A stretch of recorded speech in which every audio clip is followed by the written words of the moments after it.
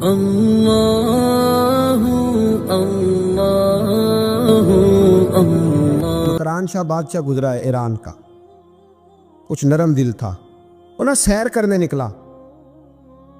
درمیان میں پل آتا تھا، ایک دریا تھا، اس کا پل تھا، اور پل کے اس پار جنگل تھا، سبزہ تھا، سیرگاہیں بنی ہوئی تھی۔ بادشاہ وہاں 2-4 دن رہنے کا ارادہ کیا۔ جب بادشاہ وہاں پہنچتا ہے نا مکران شاہ، تو اس نے دیکھا کہ وہاں 2-3 دن قیام کرنا ہے، جھیل ہے، سیرگاہ ہے، وہاں اس نے رکنے کا پروگرام بنا لیا۔ بادشاہ تو علیحدہ اس کے لیے رہائش تھی، سپاہی علیحدہ رہتے تھے۔ یہاں تو لوگ کہتے ہیں نا وہ پولیس کو ڈانٹتے ہیں، پولیس کو پوچھتے ہیں، اور بھائی پولیس تو تمہارے ماتحت ہوتی ہے، پولیس تو سمجھ گئی ہے کہ تم کس طرح ان سے کام لیتے ہو، ان کو تو تم اپنے تحت رکھتے ہو۔ پولیس والے علیحدہ رہتے تھے، اس کے ساتھ جو سپاہی گئے ہوئے تھے، گن مین گئے ہوئے تھے۔ مکران شاہ سیر سپاٹے پہ رہتا تھا۔ ایک بوڑھی عورت تھی، اس کی ایک گائے تھی، وہ جنگل کے اندر بوڑھی رہتی تھی، گائے اس کی وہاں چرتی رہتی تھی۔ شام کو وہ گائے گھر لوٹتی، بوڑھی دودھ پی کے سو جاتی۔ سپاہی اس بوڑھی کے پاس آئے، کہنے لگے تیری گائے بڑی صحت مند ہے، ہمارے ہاتھ بیچ دے۔ بوڑھی نے کہا میرے بڑھاپے کا سہارا ہے، اس کا دودھ پی کے میں زندہ ہوں، بیچوں گی نہیں۔ وہی والا کام جو ہمارے ملک میں ہوتا ہے کہ قیمت کے ساتھ زمین دینی ہے کہ مفت دینی ہے۔ جب بڑے آدمی کو پسند آ جاتی ہے تو کہتے ہیں مول دینی ہے کہ مفت دینی ہے، دینی پڑتی ہے، غریب ہے، کیا کریں، مجبور ہے، مظلوم ہے۔ کہا بوڑھی عورت سے سپاہیوں نے بیچ دے، کہا نہیں، کہنے لگے نہیں بیچے گی تو ہم لے لیں گے۔ اس عورت کی گائے زبردستی سپاہی ذبح کر کے کھا گئے۔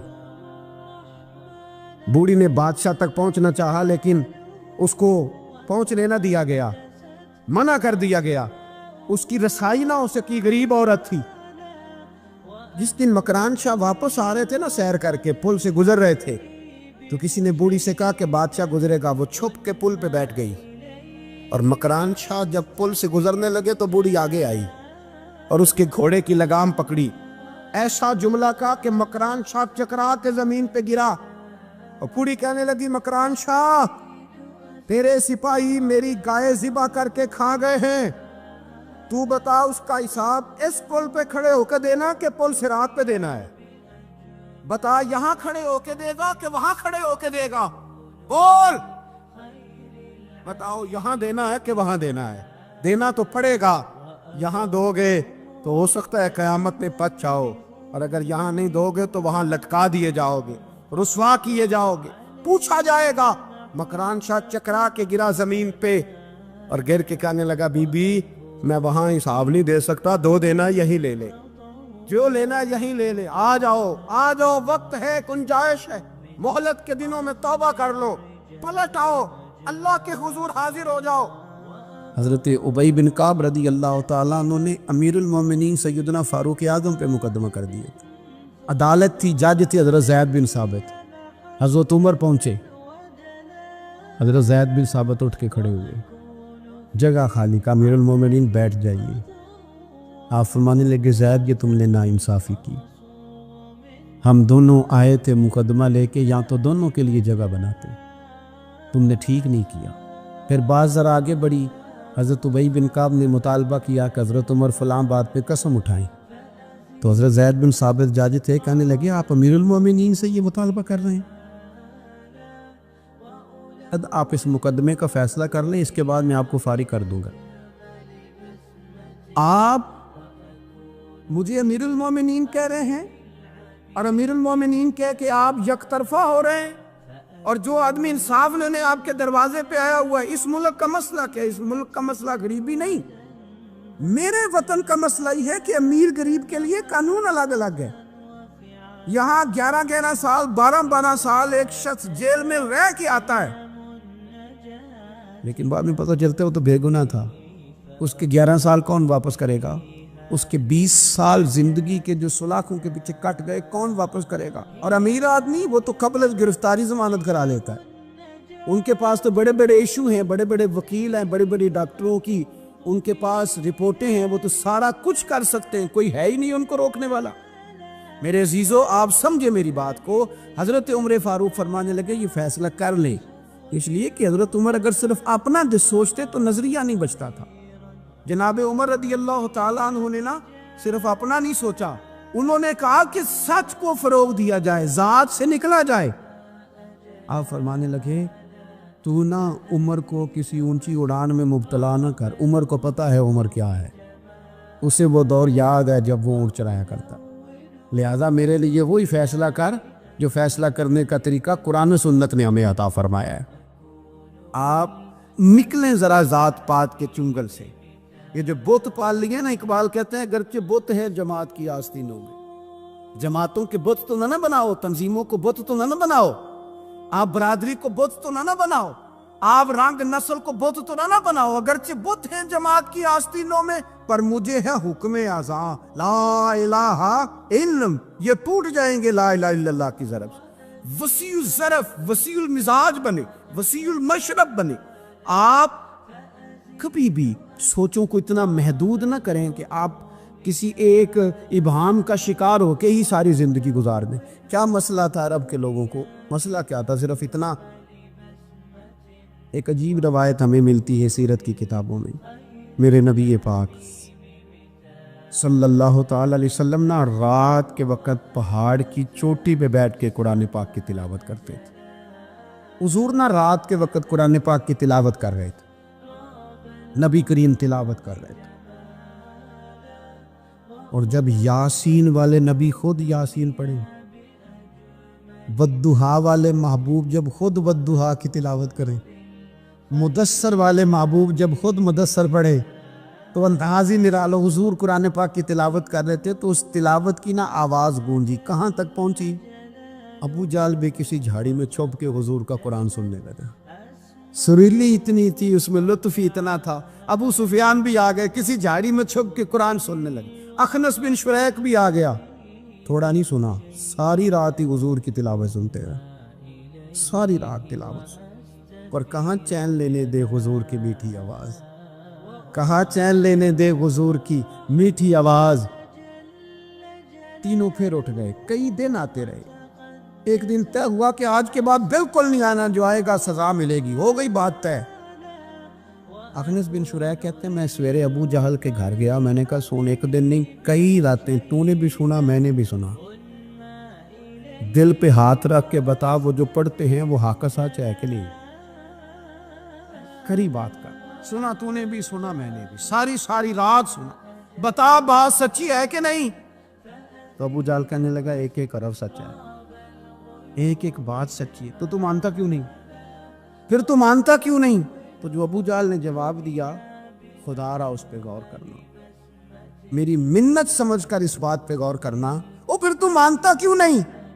تو ابو جہل کہنے لگا ہمارے قبیلے کا اور بنو ہاشم کا، حضور سید عالم کے قبیلے کا شروع سے مقابلہ رہا ہے، انہوں نے اگر لوگوں کو کھانے کھلائے تو ہم نے بھی کھلائے، انہوں نے غریبوں کا بوجھ اٹھایا تو ہم نے بھی اٹھایا، انہوں نے اگر گھوڑا دوڑایا تو ہم نے بھی دوڑایا، پھر انہوں نے دعویٰ کر دیا کہ ہمارے اندر ایک نبی آ گیا ہے، اب ہم کیسے مان لیں اس قبیلے میں نبی آ گیا؟ پہلے کیا کہہ رہا ہے؟ بات بالکل حق ہے، اب کیا کہہ رہا ہے؟ اس کے کہنے کا مطلب یہ ہے کہ اگر میرے قبیلے میں نبی آتا تو میں مان جاتا۔ او خدا کے بندو، یہ برادری کا بت، قبیلے کو جو بت بنا لیا معاذ اللہ، وہ تعصب بن کے آڑ بن گیا، گروہ پرست ہو گئے۔ وہ کہنے لگا اس کا مطلب یہ تھا کہ میرے قبیلے میں ہوتے تو میں مان جاتا، قبیلہ دوسرا ہے۔ خدا را، ان بتوں کو توڑنے کی ضرورت ہے۔ کاش ابو جہل یہ سمجھتا کہ یہ تو رب کی تقسیم ہے نا، واللہ یختص برحمتہ من یشاء، وہ کہتا ہے میں جس کو چاہتا ہوں اپنے فضل سے اپنا خاص بنا لیا کرتا۔ لیکن یہ گروہی تعصبات، قرآن مجید آپ دیکھیں نا تو یہودیوں کے بارے میں اللہ فرماتے ہیں، کیونکہ تورات میں بھی حضور کی شانیں، زبور میں بھی حضور کی شانیں، انجیل میں بھی حضور کی شانیں، ہر جگہ اللہ نے اپنے حبیب کے تذکرے کیے۔ رب کریم فرماتا ہے محبوب یہ دو یہودی ہیں نا، یعرفونہ کما یعرفون ابناءہم، قرآن مجید کے الفاظ پہ غور کیجئے، کہا محبوب یہ آپ کو اس طرح جانتے ہیں، اس طرح پہچانتے ہیں جس طرح کوئی اپنے بیٹے کو پہچانتا ہے۔ جڑواں بچے ہوں نا، جڑواں شکلیں بھی ایک جیسی ہوں تو اور کوئی پہچانے نہ پہچانے، باپ اور ماں پہچانتے ہیں کہ یہ فلانا ہے، اور یہ ان کو پتہ چلتا ہے۔ کہا محبوب جس طرح یہ اپنے بچوں کو پہچانتے ہیں نا، اس طرح آپ کو جانتے ہیں۔ لیکن وہ کہتے پتہ کیا تھے؟ وہ کہتے تھے کہ ہم وہ والی وحی مانیں گے جو ہم پہ آئی ہے، جو بنی اسرائیل کے نبی آئے ان کو مانیں گے۔ یہ چونکہ حضرت اسماعیل علیہ السلام کی اولاد میں سے ہے رسول رحمت صلی اللہ علیہ وسلم، لہٰذا نہیں مانیں۔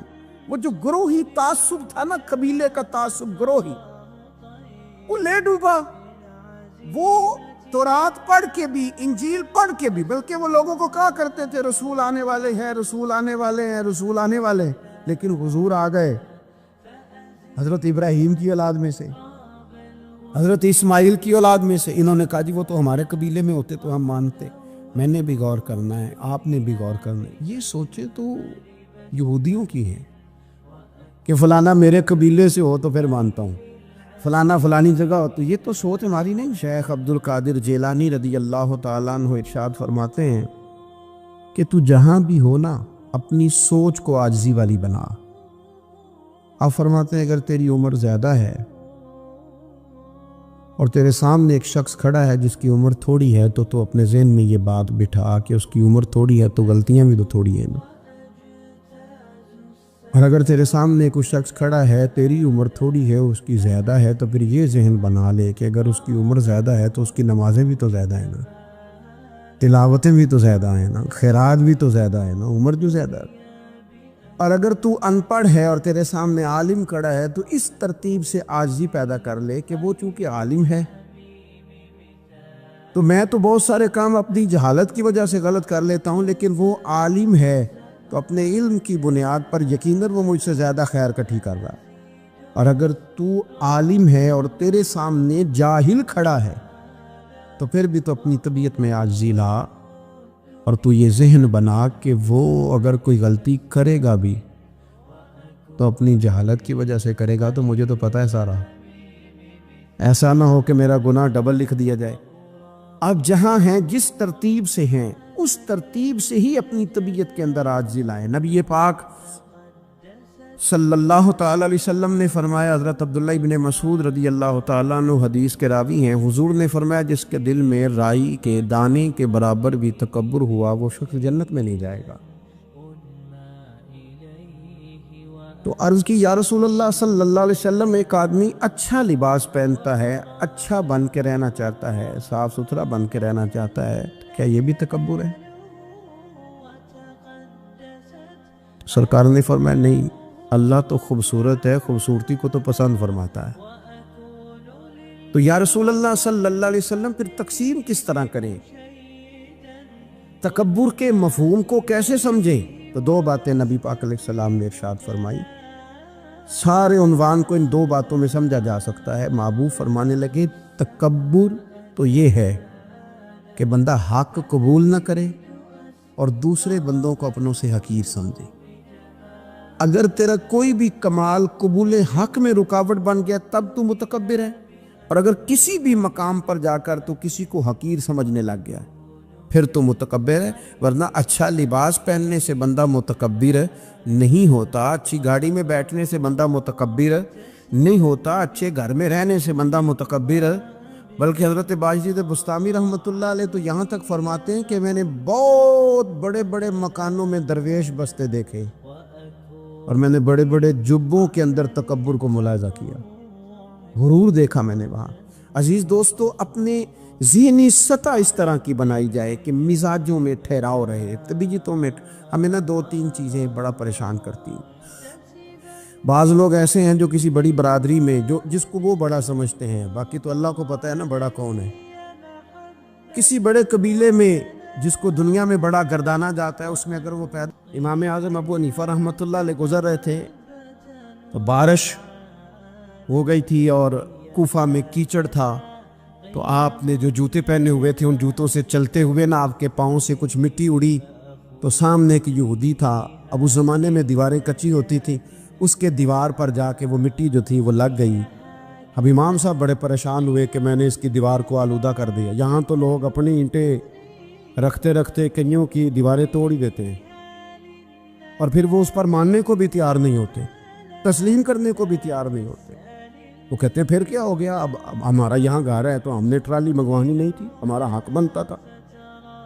امام صاحب کے پیروں سے ذرا کیچڑ اڑا یہودی کی دیوار پہ لگا، اس کی کچی دیوار تھی۔ امام صاحب پریشان ہو گئے، سوچنے لگے کہ اگر میں دیوار سے یہ کیچڑ اتارتا نہیں تو یہ بھی زیادتی ہے، میں نے اس کی دیوار کو گدلا کر دیا، اور اگر میں اتارتا ہوں تو کچھ مٹی اس کی دیوار کی بھی اتر جائے گی، کچی دیوار ہے، یہ بھی زیادتی ہے۔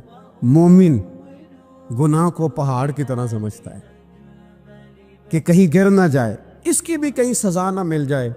امام صاحب نے اس کے دروازے پہ دستک دی، وہ باہر آیا تو اتفاق سے وہ آپ کا مقروض بھی تھا، اس نے پیسے دینے تھے۔ باہر نکلتے ہی کہنے لگا، اوہ آپ تو قرض لینے آ گئے، میرے پاس تو ابھی گنجائش نہیں ادا کرنے کی۔ تو امام صاحب کہنے لگے، تو قرض چھوڑ، وہ میں نے معاف کیا، میرے سے ایک غلطی ہو گئی ہے۔ میں آ رہا تھا، لکڑی کے جوتے اس زمانے میں کھڑاؤں لوگوں نے پہنے ہوتے تھے، کہا وہ میرے پیروں سے ذرا کیچڑ اڑا ہے، تیری دیوار پہ لگ گیا ہے۔ اب میں بڑی دیر سے کھڑا سوچ رہا ہوں کہ اگر میں تیری دیوار صاف نہ کروں تو میں نے یہ میلی کر دی، گدلی کر دی، یہ بھی بات درست نہیں ہے، زیادتی، اور اگر میں اسے صاف کرتا ہوں کچی دیوار سے کچھ مٹی اتر جائے گی تو یہ بھی زیادتی ہے، اب تو بتا میں کیا کروں۔ تو بے موسمہ پھل تھا نا یہ، تو بے موسمہ پھل دیکھ کے بندہ حیران ہو جاتا ہے۔ جو باتیں روٹین میں نہ ہو رہی ہوں وہ ذرا انوکھی لگتی ہے، بندہ حیران ہو گیا، غور سے امام صاحب کا چہرہ دیکھنے لگا، غور سے چہرہ دیکھنے لگا۔ ابھی تھوڑی دیر سوچنے کے بعد کہنے لگا، حضور پہلے میں نے دین اسلام کے بارے میں پڑھا اور سنا تھا، آج میں نے دین دیکھا ہے۔ پہلے میں نے سنا تھا کہ دین اسلام اس طرح کا ہے، آج میں نے دین، ہم نہ پوری دنیا کے کافروں کو دین سنانا چاہتے ہیں، دکھانا نہیں چاہتے، ہم نیک نظر آنا چاہتے ہیں، نیک بننا نہیں چاہتے، ہم نیک نظر آنا چاہتے۔ نتیجہ کیا نکلتا ہے کہ کچھ عرصے کے بعد پتہ چل جاتا ہے بندہ کس لیول کا نیک ہے، کیا معیار ہے اس کی نیکیوں کا۔ کہنے لگا، حضور پہلے میں نے دین سنا تھا، آج دیکھا ہے۔ آپ وہ مٹی کی دیوار پر جو کیچڑ لگ گیا ہے، دیوار کو بعد میں صاف کیجئے گا، پہلے کلمہ پڑھائیں تاکہ میرے اندر کا کفر صاف ہو جائے، مجھے مسلمان کر دے۔ جب بندہ بہت زیادہ غافل ہو جاتا ہے پھر اعلانیہ گناہ کرنے لگتا ہے، ایک گناہ پھر اس کا اظہار گناہ۔ ایک بندہ، حدیث پاک میں آتا ہے، ایک بندہ رات کو کوئی غلطی کرتا ہے، اللہ تعالیٰ اس پہ پردہ ڈال دیتا ہے، لیکن وہ سویرے خود لوگوں کو بتاتا پھرتا ہے، میں نے یہ کیا، میں نے یہ کیا۔ جب آپ اظہار گناہ کرتے ہیں نا تو سامنے والا بھی دلیر ہوتا ہے، کہتا ہے اس نے کیا، میں کر لوں گا تو پھر کیا ہوا۔ ہمارے علماء نے لکھا ہے کسی کی نماز قضا ہو جائے تو کسی کو بتائے نہ، قضا پڑھ ڈالے، اس کا جگہ جگہ ذکر نہ کرے۔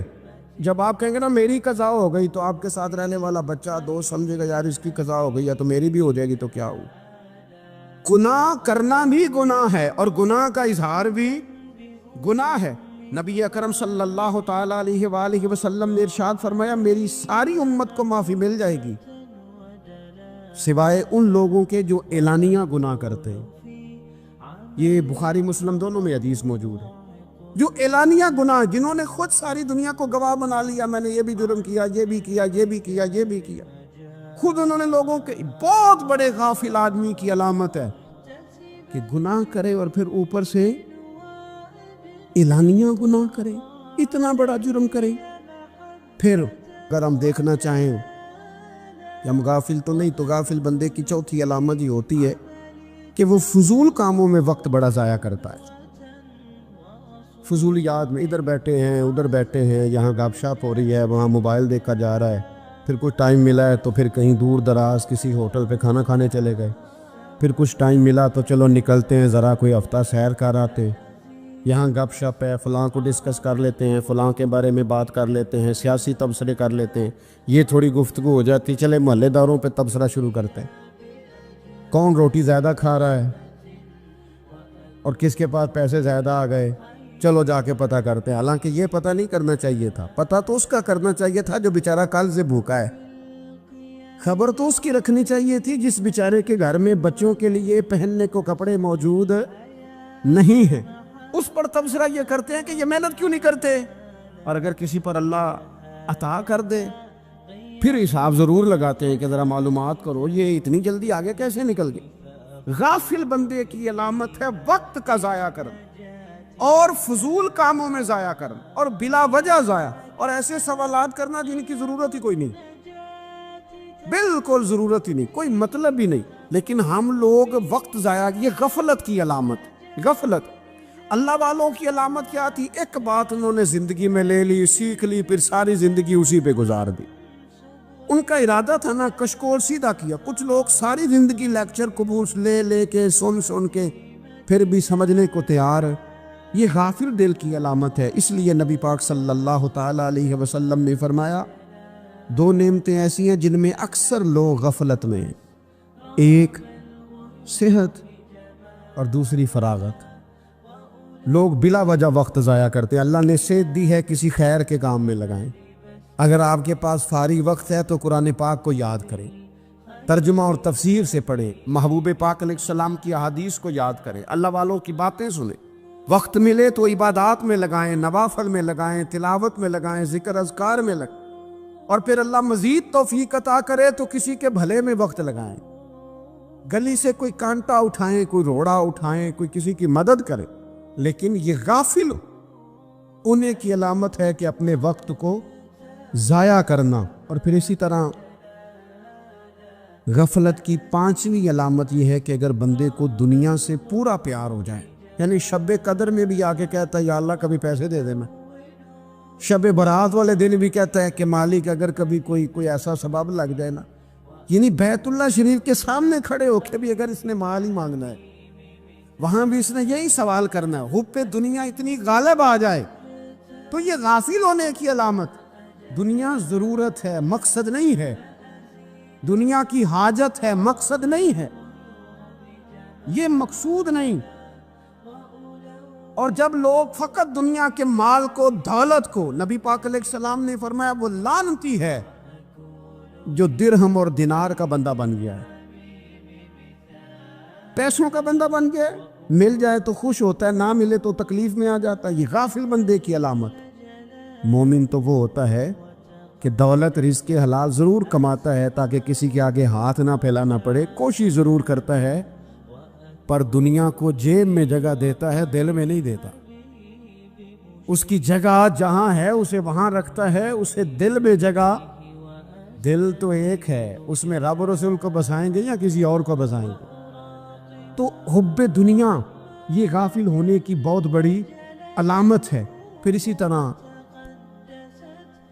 جو بندہ رب کریم کو جانتا نہیں نا، وہ بھی غافل ہو جاتا ہے۔ ایک تو جو یہ نہیں نہ جانتا کہ رب کریم سزا دے گا، مجھے دیکھ رہا ہے، اسے نہ اونگ آتی ہے نہ نیند آتی ہے، جو اس کی معرفت نہیں رکھتا کہ میرا رب ہر وقت مجھے دیکھ رہا ہے، وہ بھی غافل ہو جاتا ہے۔ جسے پتہ ہونا کہ مجھے دیکھ رہا ہے وہ غافل نہیں ہوتا۔ اور جو یہ سمجھ لیتا ہے نا کہ شاید معاذ اللہ ثم، اس یقین کو پکا نہیں کرتا، وہ غافل ہو جاتا ہے۔ اور ایک جو یہ نہیں نہ جانتا کہ رب مہربان کتنا ہے، وہ بھی غافل ہو جاتا ہے۔ مجھے بتائیے سب سے زیادہ تو بندہ اس کے دروازے پہ جاتا ہے نا جو سب سے زیادہ مہربانی کرنے والا ہو، اس دروازے سے بندہ اٹھتا ہی نہیں۔ تو جس کو یہ یقین ہو جائے نا سب سے زیادہ کرم فرمانے والی ذات اللہ رسول کی ہے، وہ کبھی رب رسول سے غافل نہیں ہوتا، وہ کبھی اللہ رسول کا دروازہ چھوڑ کے نہیں جاتا، وہ کبھی کسی اور جگہ جا کے پناہ تلاش نہیں کرتا۔ جسے پتہ چل جائے نا وہ کریم کتنا ہے، مہربان کتنا۔ ملا رومی رحمت اللہ علیہ فرماتے ہیں بہت بڑا مجرم تھا ایک بندہ، بہت بڑا گناہگار تھا، بت کو پوجتا تھا، تھک گیا، ساری رات بت کے سامنے کھڑا تھا، معاذ اللہ یا صنم یا صنم یا صنم کہتے، تھک گیا، نیند آ گئی، اونگ آ گئی۔ جب پوری طرح نیند آ گئی اور دماغ پہ نیند قبضہ کرنے لگی تو اس کے منہ سے نکل گیا، صنم صنم کہہ رہا تھا نا، نکل گیا یا صمد، او بے نیاز مالک۔ رب کریم نے فرشتوں سے فرمایا دوڑ کے جاؤ، جو کہتا ہے اسے دے دو۔ فرشتے کہنے لگے مالک تو بت کو پکار رہا تھا، اس نے تو غلطی سے نام لیا ہے، فرمایا مجھے نہیں پتا، لیکن دیکھو نا اس نے مجھے پکارا تو ہے نا، کتنی دیر سے جھوٹے کو پکار رہا تھا، اس کا معاملہ حل نہیں ہوا، اب اگر سچے کو پکارنے پہ بھی حل نہ ہوا تو فرق کیا رہ جائے گا؟ دے دو جو مانگتا ہے، دے دو، میرے دوست گھر پتہ چل جائے وہ کریم کتنا ہے، وہ مہربان کتنا ہے۔ میرے رسول پاک علیہ الصلوۃ والسلام نے تو فرمایا تیری آنکھ سے اگر اس کے خوف سے اتنا آنسو بھی نکل گیا جتنا مچھر کا پر ہوتا ہے، تو جس طرح بھینس کے تھنوں سے نکلا ہوا دودھ واپس تھنوں میں نہیں نہ جاتا، جو اتنا بھی روئے نہ روئے اللہ کے خوف سے، وہ بندہ دوزخ میں نہیں جائے گا۔ تھوڑی دیر کے لیے ڈر جائے اپنے رب سے، آئے تو صحیح۔ عدم معرفت غفلت پیدا کرتی ہے، تو آ تو صحیح، وہ تو کریم ہی بڑا ہے، وہ تو مہربان ہی بڑا ہے۔ حضرت زنیرہ رضی اللہ تعالی عنہ حضور کی صحابیاں ہیں۔ ایام جو مکے کے تھے مسلمانوں پر بڑی آزمائش کے تھے، انہیں بڑا مارا کفار نے، اتنا مارا کہ ان کی بینائی چلی گئی، نظر آنا بند ہو گیا۔ کافروں کی عورتوں نے تانا دیا کہ تو نے ہمارے بت چھوڑے ہیں نا، تو دیکھنا تیری بینائی چلی گئی۔ تو جناب زنیرہ اللہ پہ بھروسہ، توکل، معرفت الہی کا جذبہ، اٹھ کے کھڑی ہو کہنے لگی چپ کرو، تمہارے جھوٹے بت کیا کر سکتے ہیں، میرا رب چاہے تو صبح جب میں اٹھوں تو میری آنکھیں روشن ہو، اگر کریم کرم کر دے۔ لوگ کہتے واقعی ایسا ہوا، جب وہ سویرے اٹھی تو اللہ نے ان کی روشنی واپس کر دی۔ تجھے پتہ چل جانا وہ مہربان کتنا ہے۔ وہ ایک بزرگ تھے تو ان سے کسی نے کہہ دیا کہ اگر آپ کا حساب آپ کے ماں باپ کے ذمہ ہو جائے تو پھر کیسا، پوچھنے کے لیے قیامت میں اگر ماں باپ حساب لیں تو پھر کیسا۔ تو بڑے سیانے لوگ تھے جو دل والے تھے، کہنے لگے نہیں، رب کریم ہی ٹھیک ہے، اس لیے کہ وہ ماں باپ سے کہیں بڑھ کر پیار کرنے والا۔ اگر یہ معرفت مل جائے وہ کریم کتنا ہے، اور جب بندہ پوری طرح اس کی بارگاہ میں آ کے تڑپ جاتا ہے نا، مولا میں جاؤں کدھر، تیرا دروازہ چھوڑ کے جاؤں کدھر۔ اقبال کہتے ہیں وہ ایک سجدہ جسے تو گراں سمجھتا ہے، 1000 سجدوں سے دیتا ہے آدمی کو نجات۔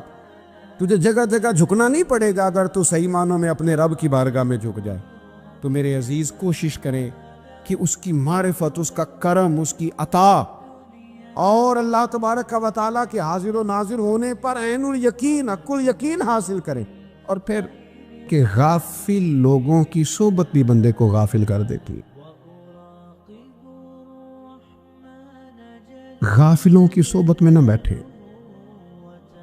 ان کی صحبت میں بیٹھے ان کے پاس بیٹھنے سے دل میں رب رسول کی محبت پیدا ہوتی۔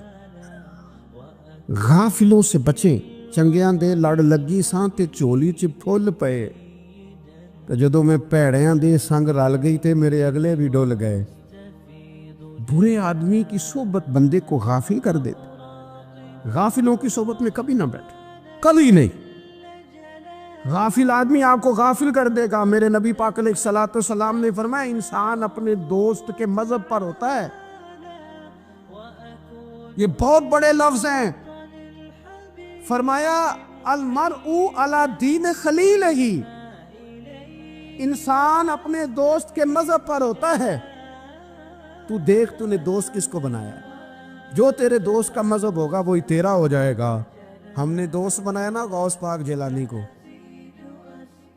ہم نے یاری لگائی ہے نا داتا علی اجمیری سے، ہماری نسبت ہے نا معین الدین اجمیری سے، ہمارا تعلق ہے نا بہاؤالدین زکریا ملتانی سے، ہمارا رشتہ ہے نا حضرت مجدد الفسانی سے، ہم ماننے والے ہیں نا اعلیٰ حضرت بریلوی کے، ہمارا تعلق ہے کبھی جماعت علی سے کبھی مہر علی سے، ہمارا ان سے تعلق ہے تو صبح شام ہماری زبان پہ رہتا ہے بلغ العلا بکمالہ کشفت دجا بجمالہ حسنت جمیع خصالہ صلو علیہ وآلہ۔